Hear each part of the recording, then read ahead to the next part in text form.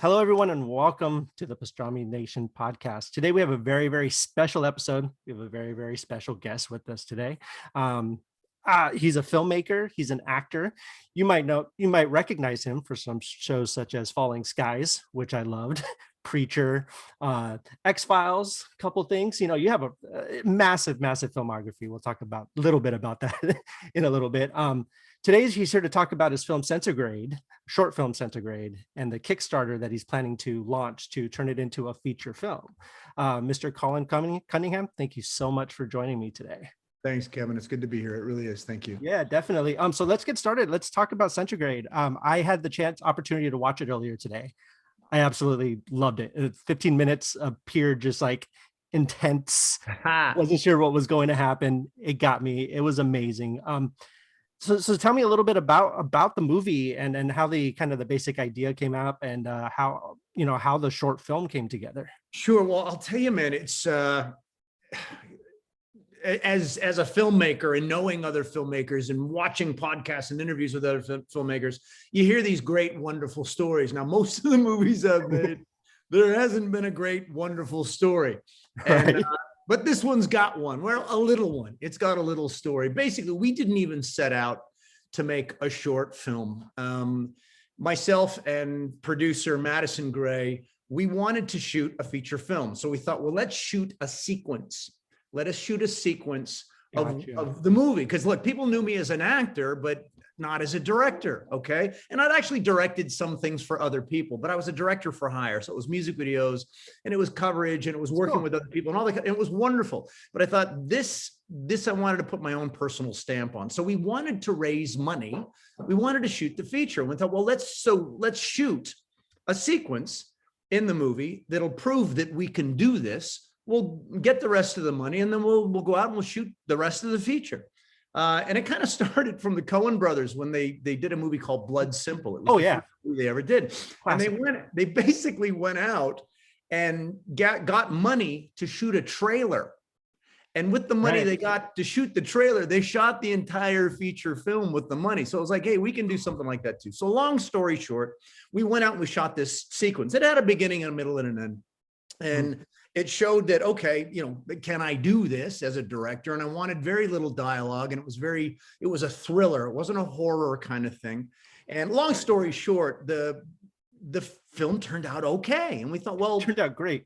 Thank you. And so we thought, well, what can we do with it? So we submitted it. We started sending it out on the festival circuit, and it started winning. It just started to win. And it was like, oh, well, this is good buzz, Nice. And we ended up getting into, well, we won in a lot of places, and we were either got best of, or we were nominated for this, that, and the other thing. And it was like, hey, this is pretty amazing.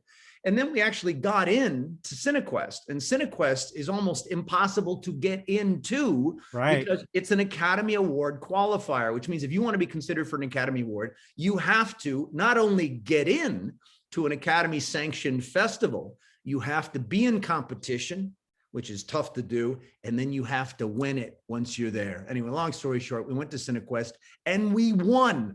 And that put us in contention. Yeah, put us in contention for an Academy Award nomination. And then we got it on to iTunes, and we were like in the top 10 iTunes. And I think we were one of the first short films in history to be in the top 10 of feature downloads. So we were literally in there with like Iron Man and Spielberg. I saw that. That's crazy. It was so wicked. It was like, God. So we were going to make this movie. Then I book a little show called Falling Skies. Okay. And it's like, well, it's a sci-fi thing and it probably won't, you'll be working for 3 months, which is good. So we set it great on hold. Turns out, no, it was Steven Spielberg. He produced the show, and it was 5 years. It took up the next 5 years of my life.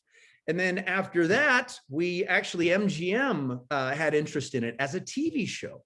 So we were getting ready to hop into bed with them. And then they ran into some financial problems. It was basically when MGM kind of almost went bankrupt, or did go bankrupt. Long story short, they did a big shuffle on the top people, and it went off the shelf, as they say. It went into turnaround. Cut to, oh my God, it's almost 10 years later.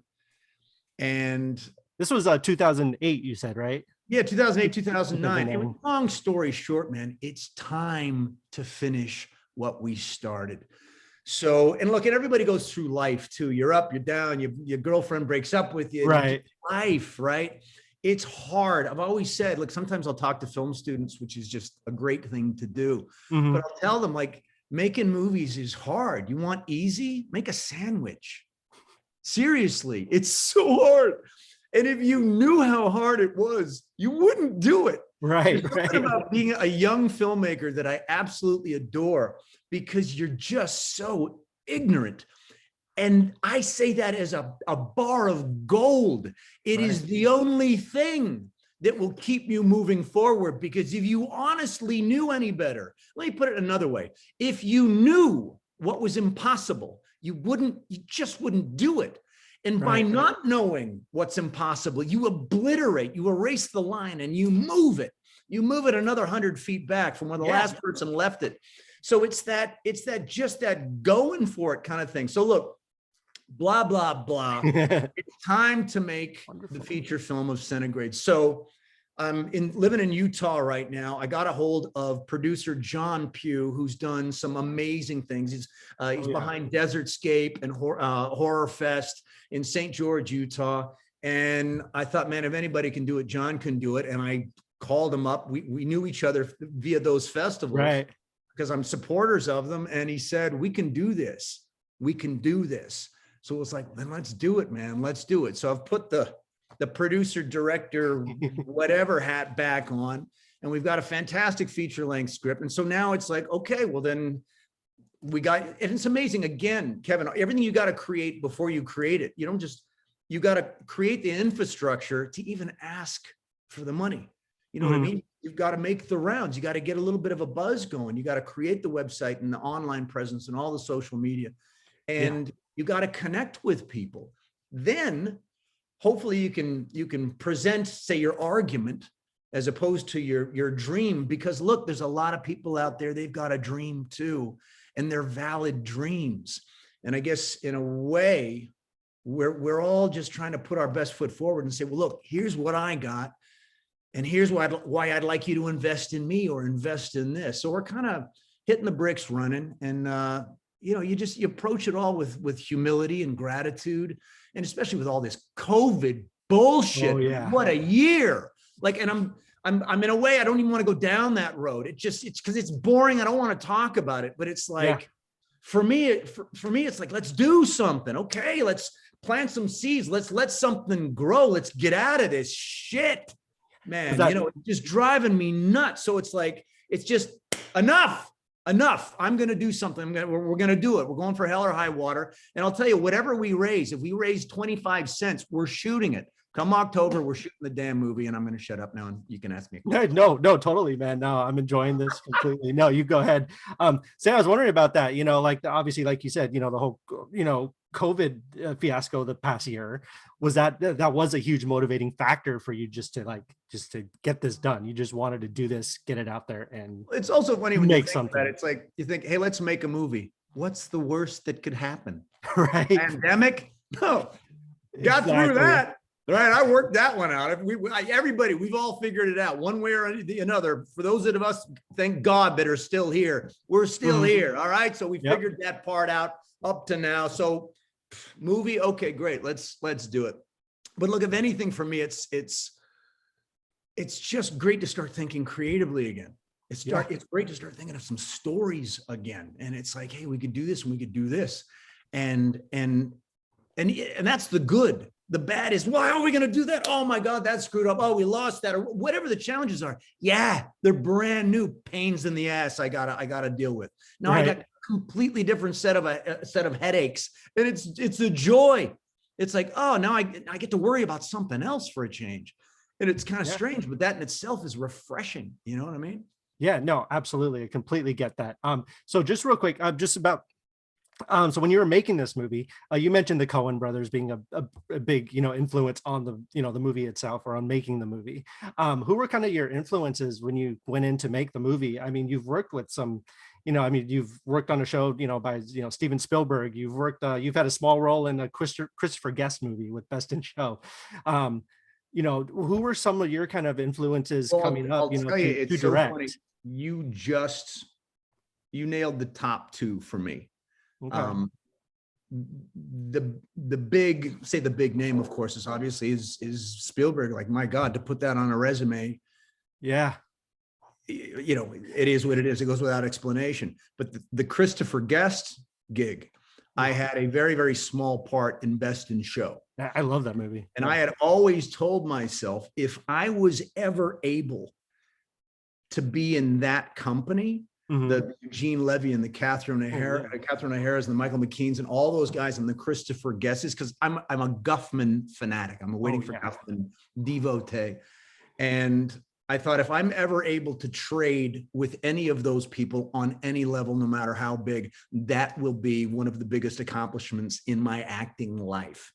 And I did it. And it was. I still, to this day, probably along with Spielberg, like, both of those gigs are alone in a room of gold, man. Chris is really interesting in that we had no script for that whole movie. It was like a 12-page outline. It just kind of had stuff that happened, but there was no dialogue. There was no script. So you had to show up with your guns ready to go. And it's improv and it's listening. And all of those scenes throughout that entire movie were created on the spot.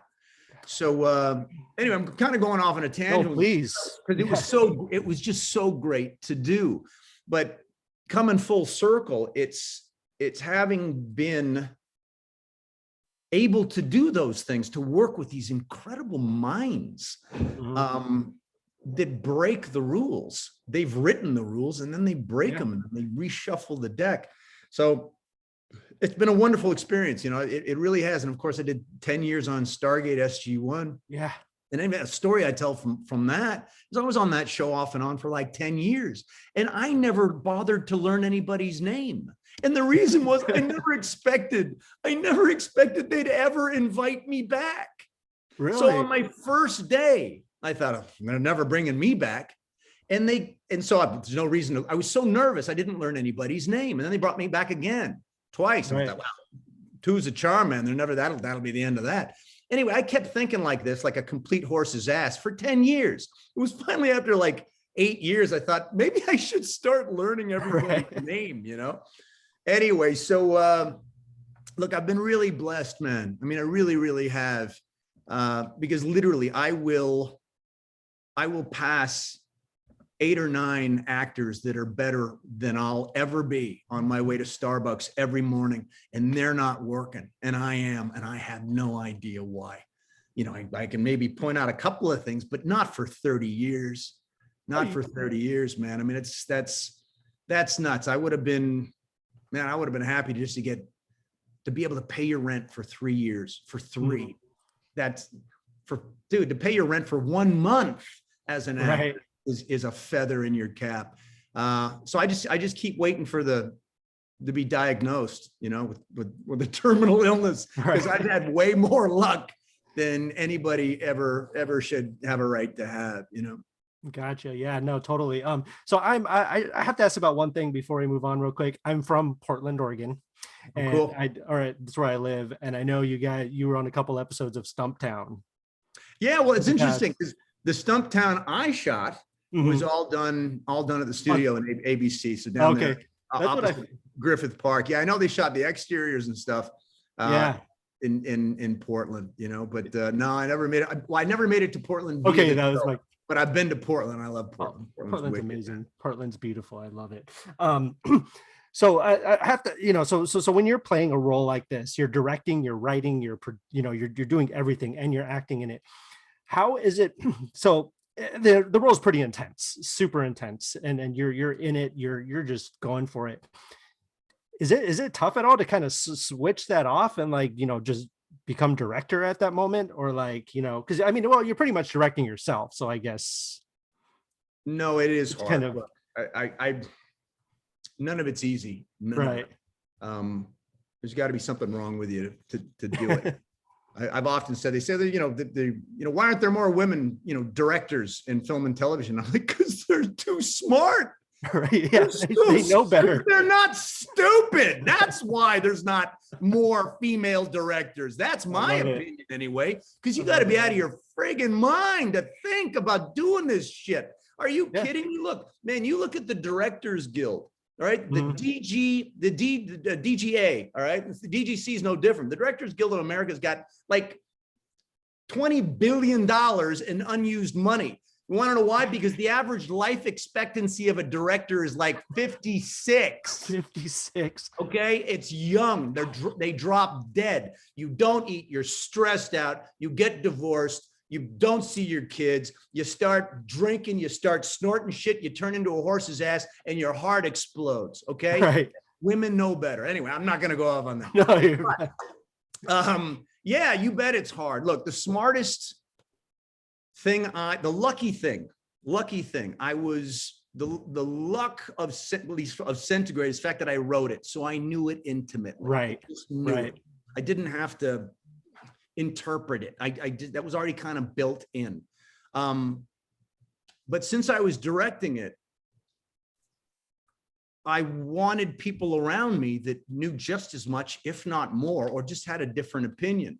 So I didn't surround myself with sycophants. I put my first AD wasn't a first AD. Well, he could do it, but he was a director. Right. And for my stand-in, let's say, because I got to be behind the monitor to set up shots, I didn't hire a stand-in. I hired one of the best actors, or one of the better actors that I knew in Vancouver, to help me out, because I had an idea, but I didn't know if it would work by looking at it as a director. So I would say, okay, move, go. This is the scenario. What would you do? Where would you go? And how would you do it? And I would steal it. Right. Basically, look, you take the stuff that works, you think, okay, or you direct and say, try it this way. And it works or it doesn't, or another idea is inspired because of it. There's a shot in Centigrade that that is just the guy, he's broken, he's dejected. But basically, look, for anybody that hasn't seen it, by the way, the short in a nutshell is a guy lives in an old busted up Airstream travel trailer. There's no wheels on it. It's laying dead in the weeds, totally dilapidated. He does a bad thing, and he wakes up the next morning and it's rolling down the highway.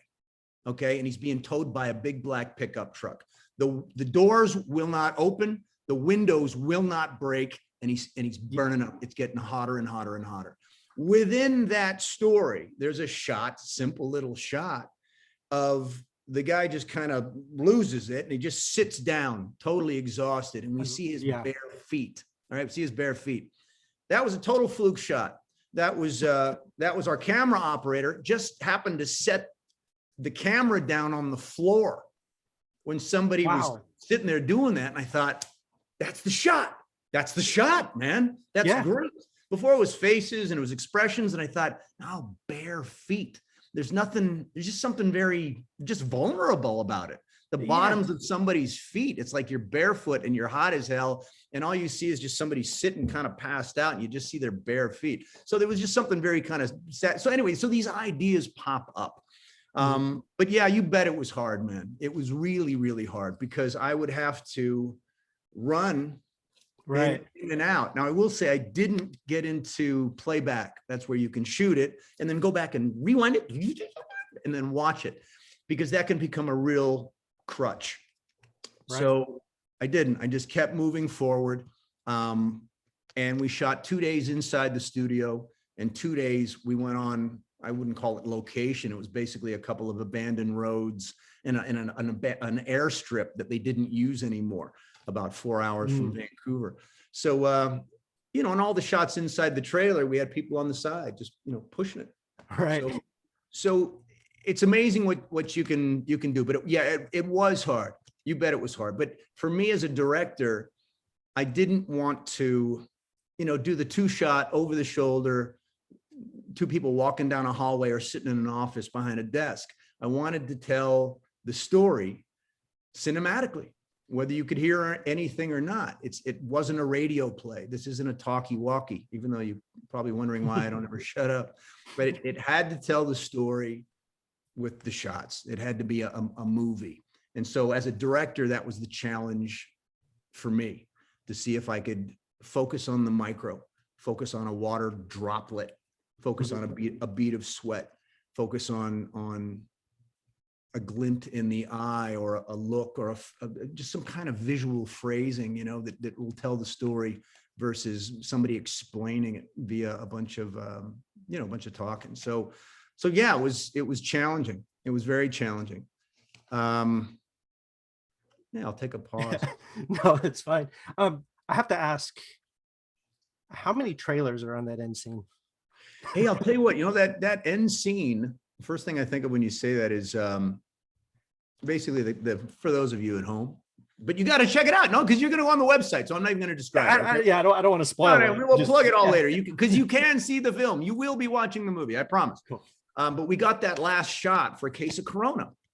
And again, it was one of those, we couldn't afford the shot. It was a plate shot and CGI and all that kind of stuff. Right. And so we got the intern to the assistant to the VFX guy that worked at the place. And the VFX guy, we couldn't afford him because it would be a $15,000, $20,000 shot minimum. The assistant said, well, I can do it for you, but I'm going to need, $4 or $5 grand. But then we got a hold of the intern, and the intern asked those two guys, can I please work on the computer at night? So between 10 and 6 in the morning before you guys come in. And he worked 2-3 days, 24 hours a day to get his shot in the movie. And again, man, you just can't, you can't discount enthusiasm and people's passion.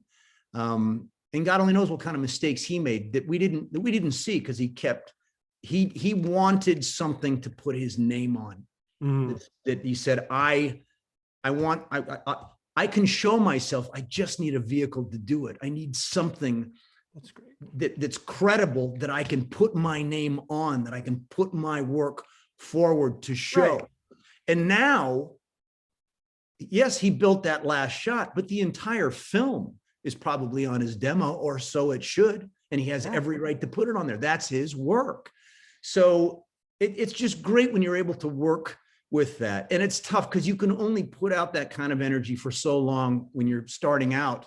And then, hey man, I got to get paid, because I just can't do the freebies anymore, Yeah. But it's still, I just love that passion, that whole, not, well, what are you going to pay me? Well, what's it pay?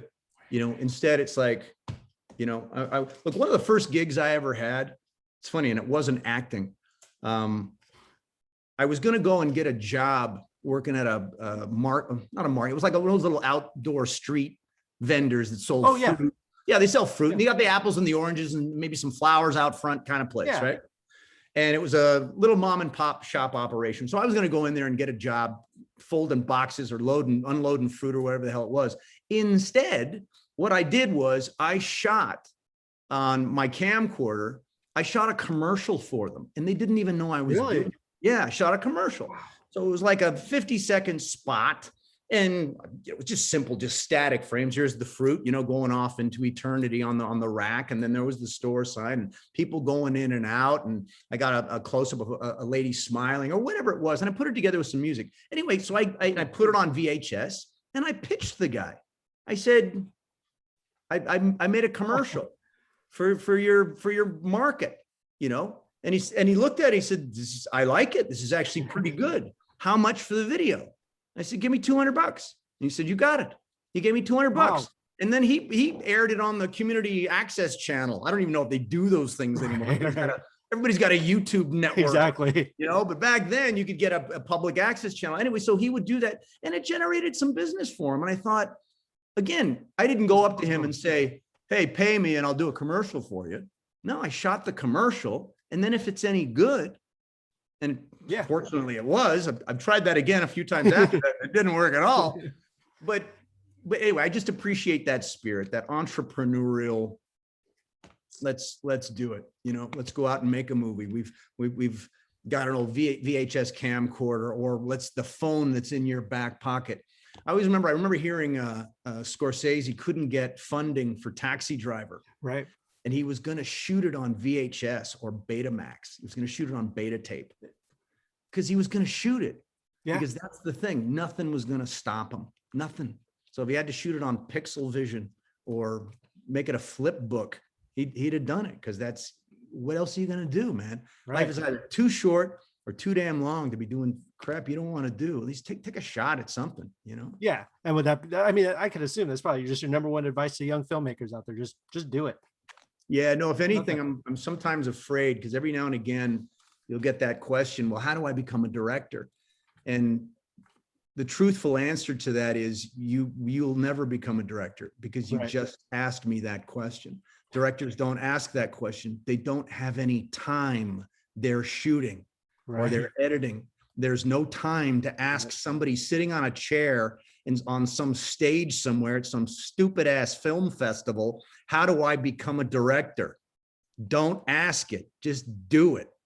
All right. And the best directors I've ever worked with, Kevin, none of them have any idea what they're doing. And what I mean by that is the really good ones are always trying to do something that's beyond their ability. It's outside of their tool set. Why would they do it any other way? At least the artists are. I get it when you're a producer for hire and you're and you gotta get it. And I get it. There's the basic, what have you. And I get that. And that's totally valid.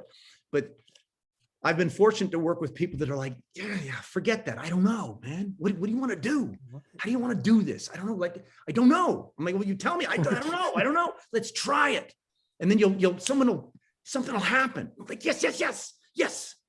Chris Guest is like that. He'll just say action. And Chris is just poker face, man. Poker face. And Chris, if he likes it, Chris will look in the monitor. Okay, cut. Wow. That's it. That's as excited as you're ever going to get Chris. He's awesome. He's fantastic. But he'll come over and he'll say, okay, forget about the subway, go with the pony. And then action, watch. Okay, great. Forget about the buffet and go with the trip to Niagara Falls. That's how he'll direct. It's like, just go, be free and go and make it happen. So it's neat, because you got to have balls, number one. You got to have confidence. I mean, Fellini would drive around Rome, with a script that hadn't been written. Yeah. They wrote it in post. They didn't even write it as they went. They just went and kind of collected stuff. And Fellini would be on top of his bus with his scarf and stop here. We shoot here. And Fellini would stop, and all the buses and all the crew and everybody would get out. Okay, here's where we're shooting. And all the restaurants and the cafes, Fellini's here. Yeah, and they bring out the pasta and the cafe, and they'd shoot. So cool. I mean, those days are long gone. But look, even Wim Wenders, man, he'll just sometimes just go out. And it's like, let's find it. What is it? Terrence, Thin Red Line. Oh, Malick. Yeah, Terrence Malick. I mean, he will script stuff, but he's always looking for that other thing. Yeah.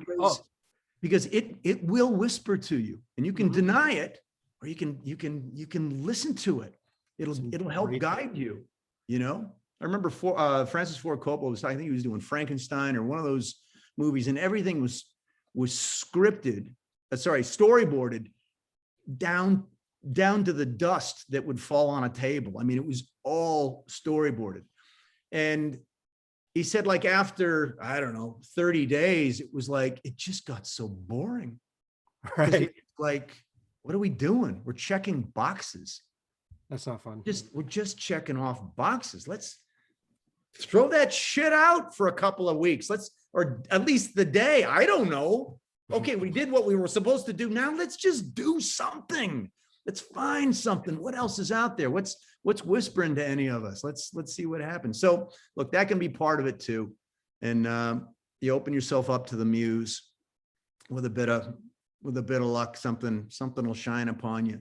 Even look, when you remember a great movie, you rarely remember the entire thing. You'll remember a couple of moments. Yeah. It was that thing. It was that moment that affected me, or whatever it was. And so you always got to be looking for it, hoping for it. You got to prepare. But be ready for anything. You know what I mean? You gotta let it go, right? Absolutely. You got to let it go sometimes and just go for it. Okay. So let's talk about the Kickstarter just a little bit more here. Yeah. So what's the plan for that? So you said October you're shooting no matter what. Look, we're shooting target date for Centigrade the feature. We will go to camera in October. We haven't defined the actual day yet. Right now, we're doing a re-release. We're celebrating the re-release of Centigrade. Just about to ask about Excuse that. me. Don't drink carbonated grapefruit soda before a podcast. Right. It's okay. It's all right.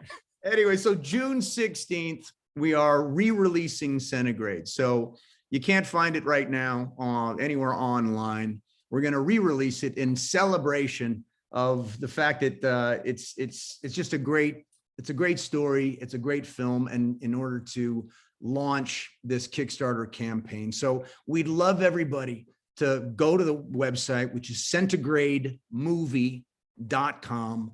Check out the movie. Check it out. Tell me if you think it's any good. Maybe you can do better. Hell, maybe you think, you know what this film needed? Great. Send us an email. Go to the website and say, this thing sucked. What you needed was a giant yellow rabbit or something. I don't know.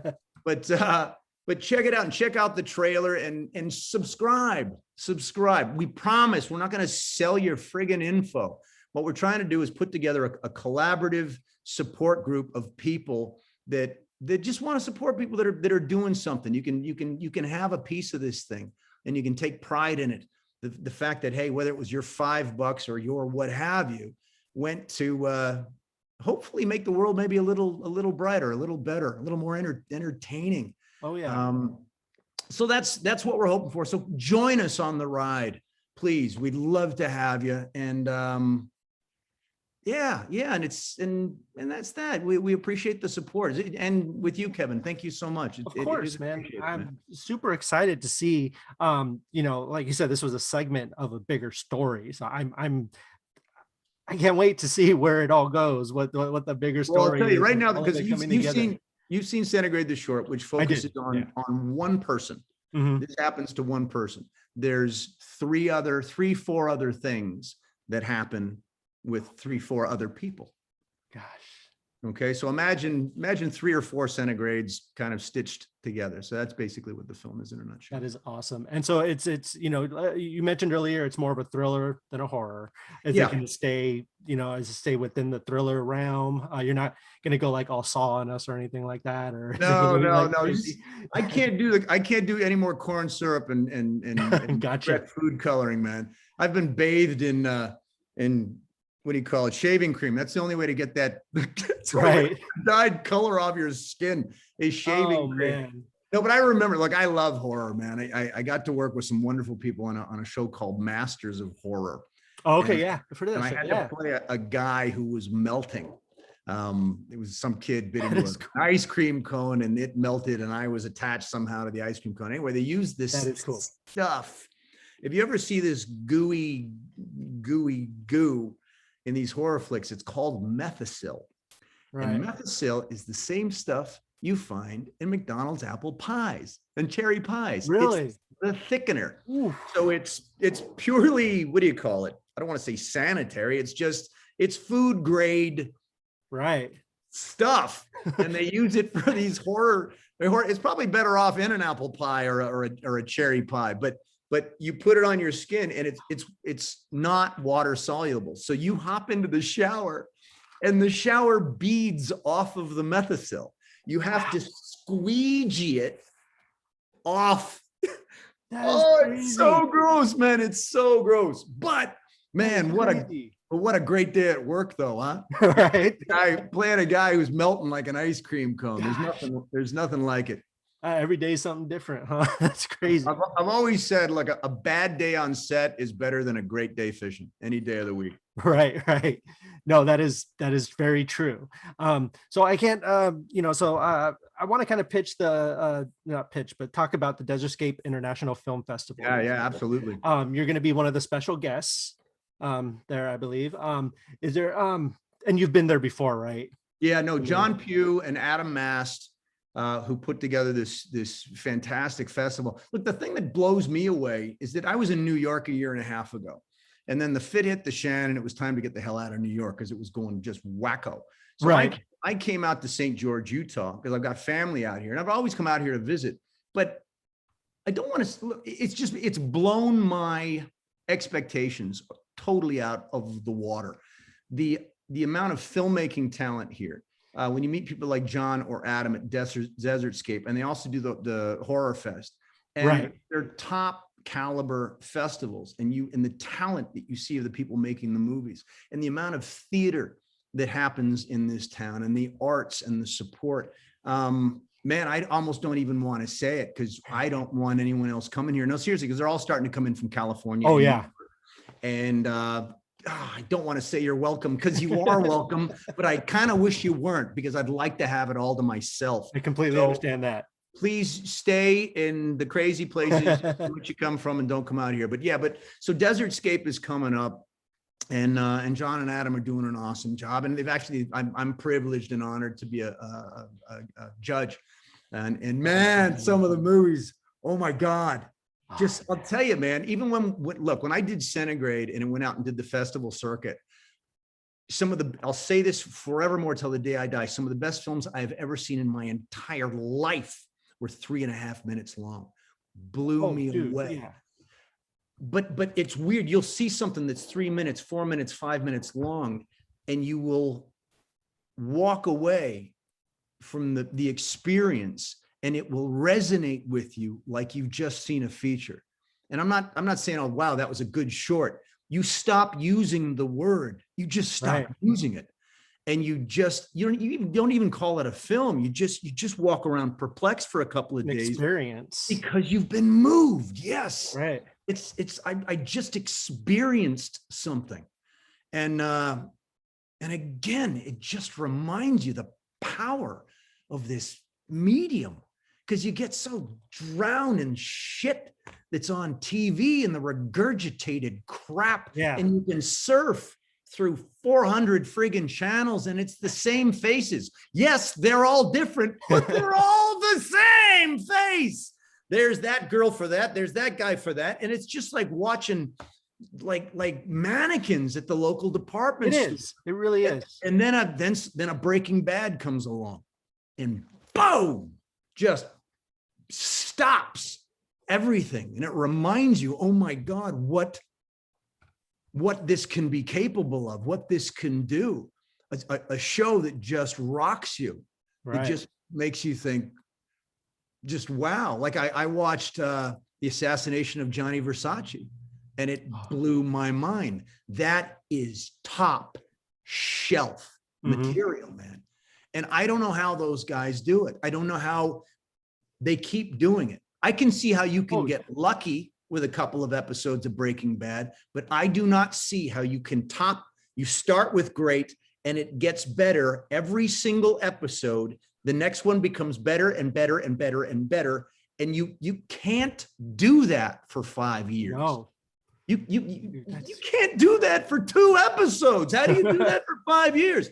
So I don't know, but all I know is that it's not possible unless you try. Right. And it's just great. It's just great to see something. And it's like, it's just like a tall glass of water, man. And it stands out. It just stands out. Absolutely. Anyway, it's empowering for me. And again, I'm such a nerd when it comes to this crap, but I've got a great passion for it. I love it, man. I love it. I used to sneak into the movie theaters. I watched the same movie 100 times over, you know? Here, man. Well, I think our generation, dude, like our parents, they dump you off at the movie theater, you know, and you just skip around the multiplex for the next 8 hours till they got off work, you know? That's what you did, you know? That's what you did. Like we had a dollar theater where I used to live, and we'd go there and us kids would just run loose in there. Our parents would leave for the day. They'd come pick us up at the end of the day. Totally. It's like 6 or 7 movies, you know, no problem. Oh man, I'm glad the movies are back. Anyways, that's a whole other thing. Yeah. I've been to the theater a couple times, but it's been amazing. Well, Colin, thank you so much for joining me today. It's been an absolute blast and a pleasure to have you on.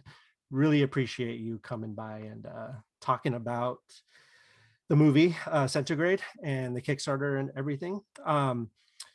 Where can people find you? Are you on social media? Is the movie on, social media, Twitter, Facebook? It by the time this podcast airs, yeah, it should all be up and running. So again, hit us up. I've got some written down here. So it's not centigradethemovie.com. It's centigrademovie.com for the website. But when you go onto Facebook, it will be Centigrade the Movie. Pretty sure on Instagram, it will be, no, it is Centigrade the Movie. So look, come on out, say hello, take a look. Subscribe, don't subscribe. Help us out on Kickstarter. Don't help us out on Kickstarter, but know that there's a community out there. And if you're an aspiring filmmaker and you're looking to do something, do it. That little speck of light off in the distance, don't stop until you're standing in it. Yes, it's hard. So if you got to take a break, go to your corner, get some sleep, wake up the next day and hit it again. But Kevin, you're the first stop in along this new journey. So I'm so happy we got to take a big bite of pastrami to fuel up and to get rocking for the next so many months it's going to take to make this absolutely thing. Man. We're going to be putting everything we got behind it and getting it made, and we're really excited to see it. So it's our pleasure, and anything we can do to help, let us know. Yeah, I also want to thank the Desertscape International Film Festival. Those guys, John Pugh, Adam Mast, those guys are the ones that set this all up, and I couldn't be more grateful. The Desertscape International Film Festival is from June 23rd to the 26th in St. George, Utah. So if you guys are interested in checking that out, you could get your tickets at www.fmasu.com/Desertscape.